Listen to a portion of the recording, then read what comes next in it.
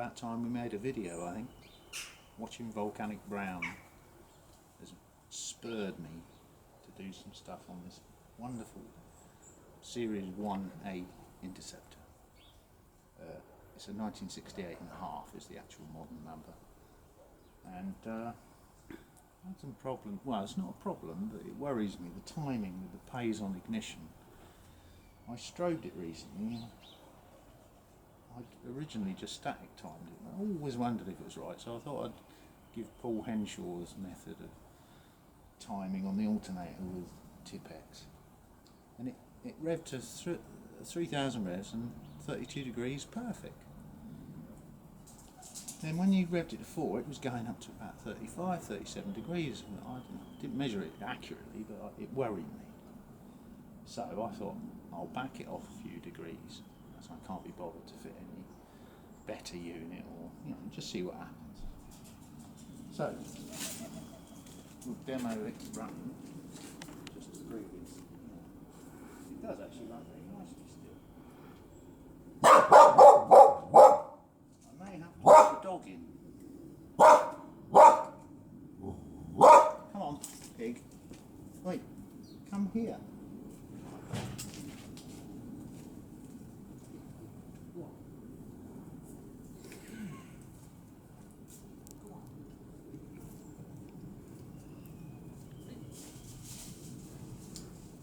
I have to do without.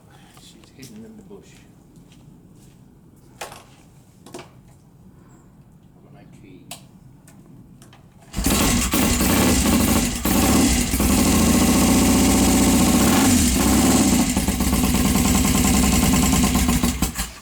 Won't tick over just now, but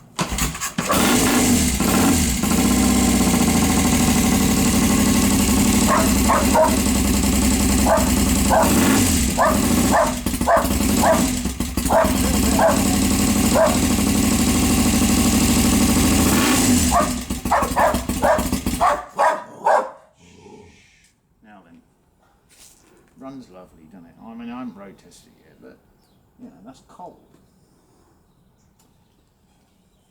So 981 is the number of this motorcycle, denoted by the engine number, which someone is going to now show you. Cross to the other side of the bike. That's not the engine number. We're on the other side. You told me to do it in that order. Did I? Yes, Well, you did. Not an engine Well, you should have been more specific. number. I was. Not. Got it? Oh, so it says, as long as it says 1A981, yeah. Ah, you misread that. That says IA, not 1A. Okay, IA981. We'll talk about that some other time. But it's Interceptor A, not IA, which is why they call them Series 1As, I think. Now if you go get the gearbox numbers off the front of the motor, and on the gearbox, so it's matching numbers bike.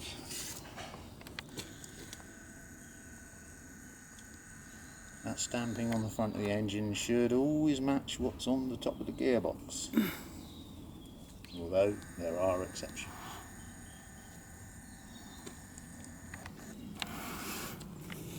This is one of the very late, in fact it's the latest AGZ number I've ever seen, or anyone's ever seen. 3709. There's a story behind that. I'll give you that one day and all.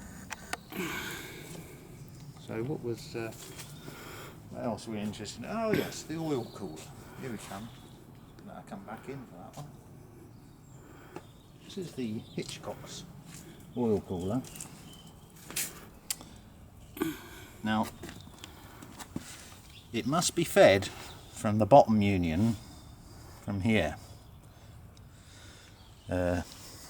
Previously, any owners of this oil cooler business should really sort this out. Hitchcocks have modified their parts list to feed it from the bottom now.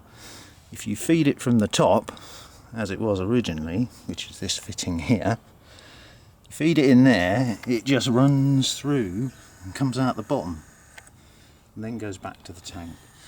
The cooler will never fill. You have to feed it from the bottom, just like a normal house radiator. You have to fill it from the bottom, otherwise the bloody thing's full of air bubbles all the time. I'm allowed to say bloody. Okay. So the pump on an Enfield it delivers just over 50% air most of normal running time, so it's a bloody great big air pump, as well as picking up a bit of oil. And so the cooler is, even if you do fill it from the bottom, it's full of bloody air most of the time. But it must be fed from the bottom. So that's my point for today.